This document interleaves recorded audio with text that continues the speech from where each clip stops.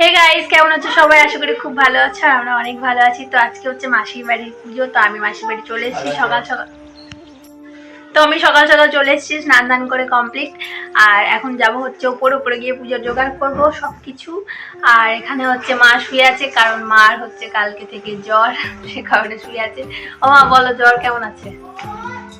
মা জোরে বলো, শুনতেই তো পাবে না কেউ। কমে গেছে তো, গলার ভয়েস ওরকম কেন? গলা বসে গেছে তো। মা ওষুধ খেয়েছে, এখন জ্বর কমে গেছে। কালকে গেছিলাম ডাক্তার দেখাতে, ওগুলো তোমাদের সাথে একটু শেয়ার করিনি।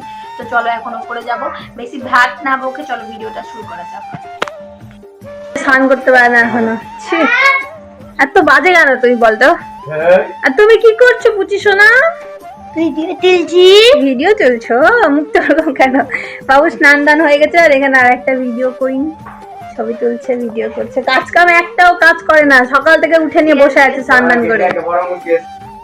ওই যে কথা বলতে বলতে দেখছি দিদি চলে এসছে।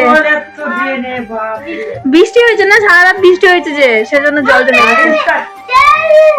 ইস বাপরে, 2 দিন 3 দিন ধরে মাকে পাইনি বলে আনন্দ দেয়।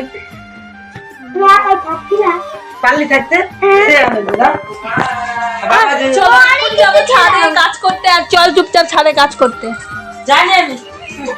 আমি এখানে আলপনা দিচ্ছি, উপর থেকে সম্পূর্ণ আলপনা দিয়ে এসেছি, নিচেও সব জায়গায় দেওয়া হয়ে গেছে, শুধু এই উপরে সিঁড়িটুকুটা বাকি আছে, সেটাই আমি এখন দিয়ে দিচ্ছি। তো এই যে এখানে সবাই মিলে এখন পুজোর জোগাড় করছে। ওখানে মা, বড়দি, মেজদি চলে এসছে। দিদি কখন আসলি? ওই একটু আগে পাপা এখানে মিষ্টি খাচ্ছে। মিষ্টি না বাবা? তুমি মিষ্টি খাচ্ছ না বলো? মিষ্টি খাচ্ছ না? কি খাচ্ছ তুমি? লাড্ডু খাচ্ছ? তুমি লাড্ডু খাচ্ছ?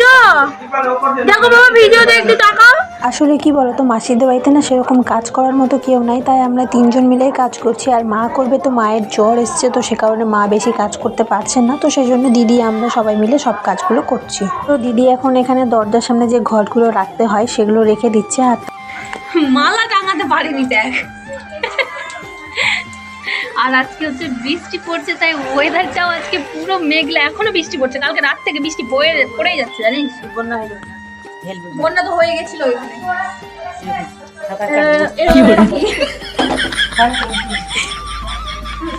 তারপরে এখানে মাকে নিয়ে চলে এসেছে। আমি গিয়েছিলাম বাড়ি রেডি হয়ে এসে দেখি যে মাকে এখানে নিয়ে চলে এসেছে। আমি যেহেতু সকালে নাইটি পরেছিলাম, সেই কারণে বাড়ি গেছিলাম রেডি হতে। এই যে একটা কারণে আমার ভিডিওগুলো দিতে এতটা লেট হয়। তোমরা হয়তো আমার ব্যাকগ্রাউন্ডে শুনতেই পাচ্ছ, এই চিৎকার সেই চিৎকার, এটা ওটা। এই কারণে আমি কোনো রকম ভিডিওতে ভয়েস দিতে পারি না।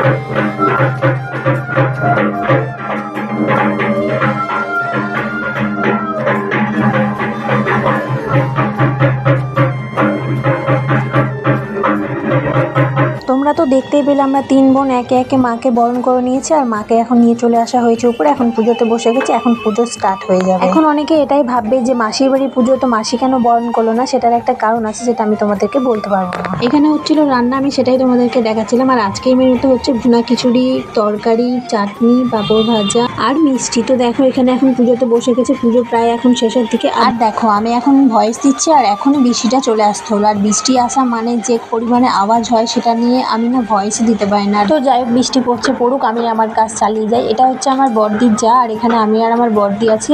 এরপরে না আমি আবার বাড়ি চলে গেছিলাম, সেটা আর ভিডিও করিনি। আর এখানে পাপাকে নিয়ে আমি নিচে নামছি, কারণ পাপা উপরে অনেক বিরক্ত করছিল, সে কারণে আমি বাড়ি এসেছিলাম তোমাদের দাদাভাইকে নিয়ে যেতে। তো দেখো এখানে ওই এসে বসে আছে, আর দিদিরা এখানে প্রসাদ দিচ্ছিল, সেটাই আমি ওকে দিলাম। তো ওই একটু খেয়ে রেখে দিল, আর আমাকে বললো তুমি পরে বাকিটা খেয়ে নিও। তারপরে আমরা 4 জন মিলে খেতে বসে গেছি, আমি, আমার বর, আমার শ্বশুর শাশুড়ি সবাই মিলে এখন খেতে বসে গেছি। সকাল থেকে যেহেতু না খেয়েছিলাম, তো সেই জন্য দিদি আমাকে এতটা পরিমাণে খিচুড়ি দিয়েছে যে আমি খেতেই পারিনি। ওকেই আমি একবার দুবার করে খাইয়ে দিয়েছিলাম যে নে তুই দিয়েছিস, তুই খা। আর পাপা দেখো এখানে কত বদমাশি করছে। আসলে না পাপা দিন দিন যত বড় হচ্ছে তত বদমাশি বেড়ে যাচ্ছে। দেখো এখানে পুচিকে কি করে মারছে ওই। আবার যখন ওকে আটকাতে যাচ্ছি যে ছেলেদের দিদি হয়, মারতে হয় না, তো আরও বেশি করে ওই ওকে মারছে। আর দেখো আমি এখানে ধরে বেঁধে ওকে নিয়ে চলে এসেছি বলে দেখো এখন কান্না করছে। তুই কোনো কাজ করলি? অবশ্যই অনেক কাজ। কোনো কাজ না করেই তুই বলছিস আর তোর শরীর চলছে না? দেখলে আর বলবো দেখলাম না, চোখে আমার কি ছিল দেখলাম না আমি। না, সকাল থেকে করছি। সকাল থেকে কি করছিস বল? এই দেখে পড়বে,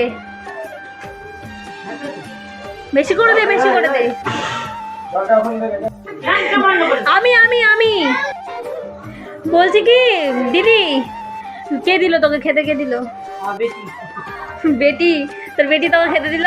কি খাচ্ছ? তোরা কেউ দিলি না, বললি যে দেখ খেতে না, আমি যে খাওয়া এইটা কোন সুন্দর ছিল। আমি সকাল থেকে এত কাজ করেছি, আর ব্যাপারটা হয়েছে বলতো, সকাল থেকে এত কাজ করেছি, আর বিশেষ করে সিঁড়ি থেকে উপর নিচ করতে করতে আমার সারা টাইট, আর শরীরে একটু এনার্জি নেই। ওই জন্য আমি দিদিকে খেতে দিতে পারিনি, ওকে খেতে দিচ্ছে ওর মেয়ে।